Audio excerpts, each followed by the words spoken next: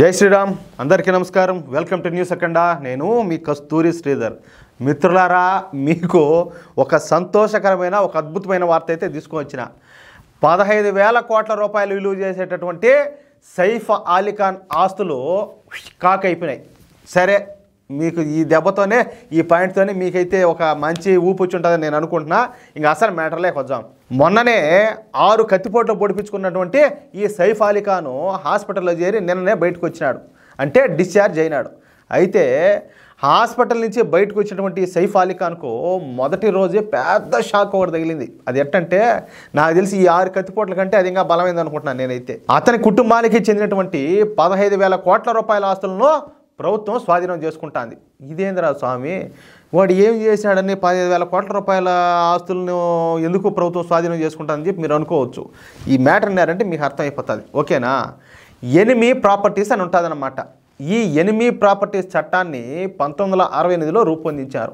ఈ చట్టం ప్రకారం దేశ విభజన తర్వాత పాకిస్తాన్కు వెళ్ళిపోయినటువంటి వ్యక్తులు ఎవరైతే ఉంటారో వాళ్ళు పోతా భారత్లో వదిలిపెట్టిపోయిన ఆస్తుల్ని ఎనిమీ ప్రాపర్టీస్ అంటారనమాట. అంటే వాళ్ళు ఈ దేశం మాకు వద్దనుకొని వాళ్ళు పాకిస్తాన్కి పోయినారు కదా, అంటే వాళ్ళు అప్పుడు ఏమవుతారు, మన దేశానికి శత్రువులతో సమానం. అంటే వాళ్ళు ఏడు వదిలేసిపోయిన ఆస్తులు ఏందయ్యి అంటే అవి మన శత్రువులకు సంబంధించిన ఆస్తులు కాబట్టి వాటిల్ని ఎనిమీ ప్రాపర్టీస్ అంటారనమాట. ఈ ఆస్తులు నేరుగా కేంద్ర ప్రభుత్వం ఆధీనంలోకి వెళ్ళిపోతాయి. ఈ ఎనిమీ ప్రాపర్టీస్ చట్టానికి 2017లో మన మోడీ ప్రభుత్వం మరింత పదును పెట్టింది.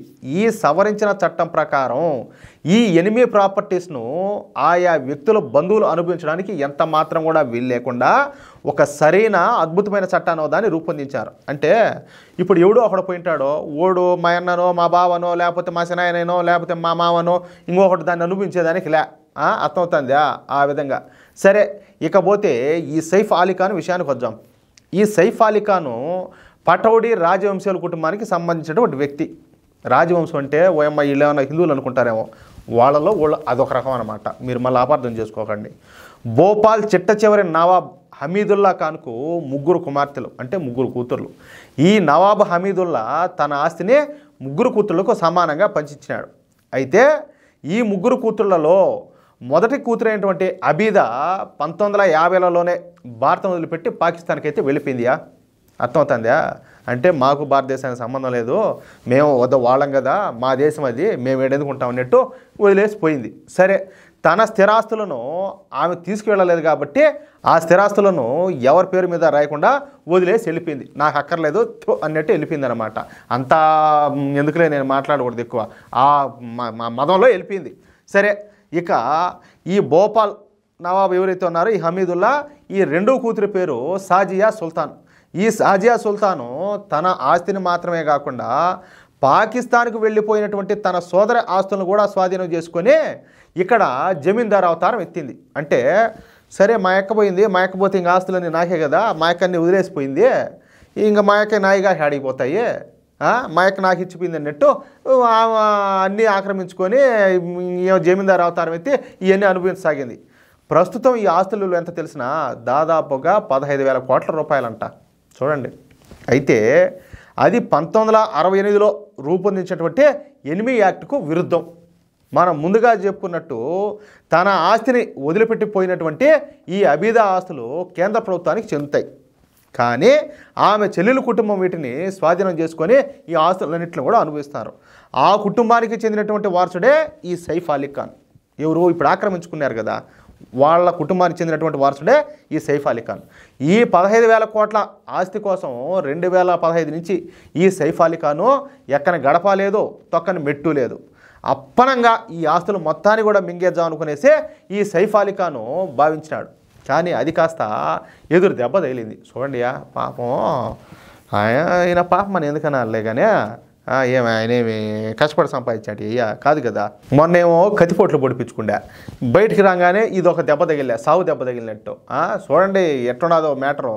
నిన్న కోర్టు తీర్పునిస్తా ఈ సైఫ్ అలీ ఖాన్ కుటుంబం తమవని చెప్పుకుంటున్నటువంటి ఏది ఈ ఫ్లాగ్ స్టాప్ హౌసు, అదేవిధంగా నూర్ ఉస్ సాబా ప్యాలెసు, ఈ దారుస్ సలాము, అదేవిధంగా హబీబీ బంగ్లా, అహ్మదాబాద్ ప్యాలెసు, అదేవిధంగా కోఫెజా, ఈ ప్రాపర్టీలతో సహా మొత్తంగా 15,000 కోట్ల ఆస్తులను కేంద్రం స్వాధీనం చేసుకోవచ్చు అని చెప్పేసి హైకోర్టు ఒక సంచలనమైనటువంటి ఒక తీర్పునైతే ఇచ్చింది. ఆయన గారు ఈ సైఫ్ అలీ ఖాన్ గారు ఆ ప్యాలెస్లోనూ ఆ బంగ్లాలోనూ చిన్నప్పుడు ఆడుకుంటా ఉన్నాయంట. ఇంకా ఇప్పుడు ఆడుకోమని చెప్పి మరి చూద్దాం. సరే, దీంతో అతి త్వరలోనే ఈ ఆస్తులను కేంద్ర ప్రభుత్వం స్వాధీనం చేసుకోవడానికి సిద్ధమైపోతుంది. అసలు నేను ఇక్కడ ఒక మాట చెప్తా.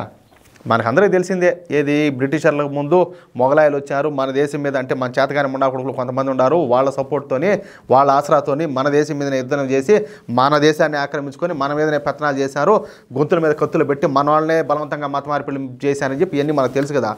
వాళ్ళల్లో ఒకళ్ళు ఇది ఈ నవాబులు. ఎవరు ఈ నవాబులు? వాళ్ళు ఆక్రమించుకునేది ఏంది, ఇక్కడ పరిపాలించేది ఏంది? ఇదంతా మన భూమి, మన ఆస్తి, ఇది మనది, మన సొత్తు, ఇది మన భారతదేశము. చెప్పాలంటే ఇది హిందువుల ఆస్తి. ఓడెవడో వచ్చేది ఏంది, ఓడి పరిపాలించేది ఏంది, ఓడేలేది ఏంది, ఓడి వదిలేసిపోయేది ఏంది, ఏంది ఇదంతా కూడా? ఏది ఎవరిది, ఎవరు అబ్బ సొమ్ము, ఏంది ఇది అంటాలే? ఒకసారి ఆలోచించండి మీరే. మిత్రులారా, నేను చెప్పింది కరెక్ట్ అనిపిస్తే, అదేవిధంగా ఈ న్యూస్ నచ్చితే, ఈనాడు మోడీ ప్రభుత్వం తీసుకున్నటువంటి ఈ నిర్ణయం సరైనది అని చెప్పి మీరు భావిస్తే ఖచ్చితంగా మీ యొక్క అమూల్యమైన అభిప్రాయంలో ప్రతి ఒక్కరు కూడా కామెంట్ చేయండి. అదేవిధంగా ఈ న్యూస్ను ప్రతి ఒక్కరికి చేరేలా షేర్ చేయండి. అలాగే ప్రతి ఒక్కరు కూడా మన ఛానల్ సబ్స్క్రైబ్ చేసుకోండి ప్లీజ్. జై శ్రీరామ్.